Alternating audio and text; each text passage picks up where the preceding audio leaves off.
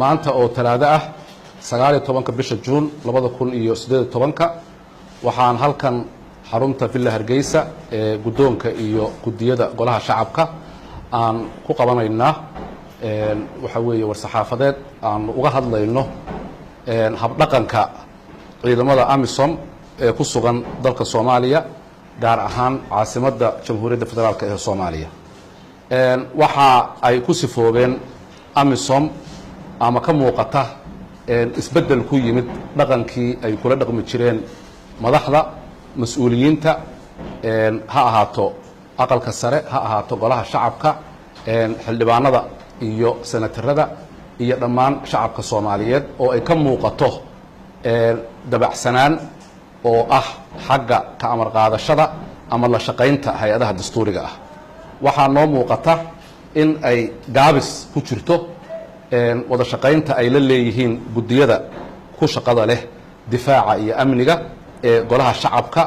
oo ay ka gaabsadeen ama ay diideen in su'aalo laga weydiiyo cabashooyinka ka yimaada shacabka ama mas'uuliyiinta Soomaaliyeed waxaa muuqata in ay sii xumaanayso wada shaqaynta iyo xushmada ay u qabaan mas'uuliyiinta xasaanada leh iyo shacabkaba waxaan arintaas iyada ah aan u gudbinaynaa madaxda midowga Afrika iyo mas'uuliyiinta siyaasadeed ee mas'uulka ka ah AMISOM oo uu ugu horeeyo safiirka midowga Afrika in ay jawaab degdeg ah ka soo bixiyaan cabashooyinkii loo gudbiyey ee ka imaanayay mas'uuliyiinta heerarkooda kala duwan iyo gudiyadii la shaqaynayay cabashooyinkii ka soo bilowday sanadkii hore ilaa iyo waqtigan hadda aan joogno oo ay diideen ciidamada AMISOM in ay ka jawaab celiyaan ama gudiyadii wada shaqaynayay baarlamaankii sagaalaad in ay ka wada shaqeeyaan sidii wax looga qaban lahaa habdhaqanka iyo asluubta ay ciidamadaasi kula dhaqmayaan shacabka iyo mas'uuliyiintoodaba waxaan cadaynaynaa Jamhuuriyadda Federaalka Soomaaliya inay tahay qaran madax bannaan oo leh waxa weeye jiritaankiisa iyo haybadiisa dalkan cid nooga sarreysa oo la xisaabtankeeda iska leh ma jirto ama ha ahaadaan Soomaali ama ha ahaadaan ajnabi waxa weeye xalane iyo airportka iyo areadaasi waxay ka tirsan tahay Jamhuuriyadda madaxa bannaan ee Soomaaliyeed ajnabina ma leh AMISOMna waxa weeye mas'uuliyad gaar ah oo ka saaran ma jirto kamana xigsan karaan ciidanka qaranka ama mas'uuliyiinta qaranka intaba waxaan cadaynaynaa AMISOM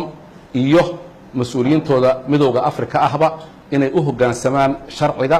dastuurka iyo xasaanada dalkani leeyahay haddii kale waxaa ka iman karaya cawaaqib xumo wada shaqayn la'aantaas waxaa noo muuqata inuu daldalool ku yimid waxa weeye war isgaarsiintii iyo xog kala qaadashadii ka dhaxaysay qaybta AMISOM ee la shaqaysa baarlamaanka iyo kuwa xaruntooda dhexe ee xalane ka wada shaqeeya taasoo keentay in mas'uuliyiinta airportka aadaya ama shaqooyinka u tagaya waxa weeye xafiisyada aanu ku leenahay gudaha xalane in laga joojiyo oo ay sidii xorta ahaa ay ku shaqayn jireen ay ku timid isbedel aad iyo aad u weyn amarkaas meesha uu ka yimid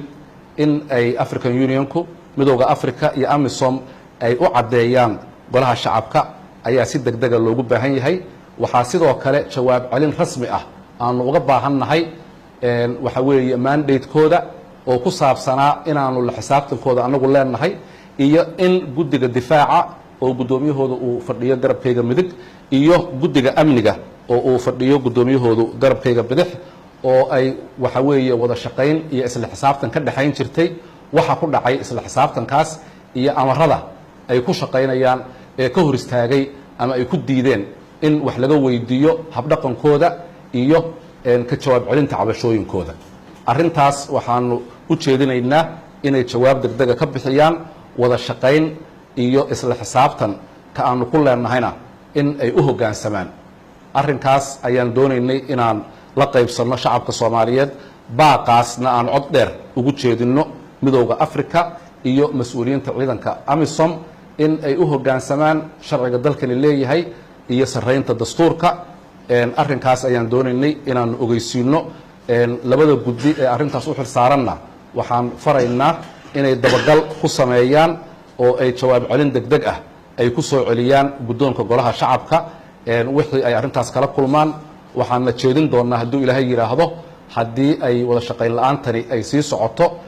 waxaanu qaban doonnaa war saxaafadeed labaad haddii uu ilaahay yidhaahdo wasalaamu calaykum waraxmatullaahi wabarakaatu